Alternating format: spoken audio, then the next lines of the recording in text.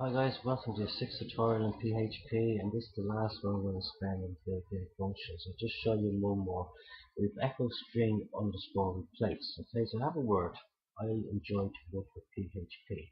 So I want to replace the word. First the word I want to replace goes here, and the word I'm going to replace it with goes second. So I'm going to put in I enjoy to, you see, I love to work with PHP. And we go in here and we go and refresh my page. I've already ran this code because this can go slow.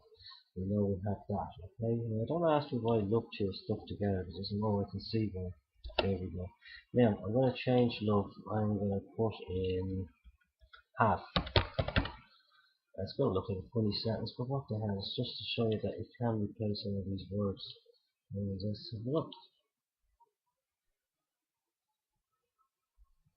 it's taking its time, as usual. Built-in functions, why are you so slow on my browser?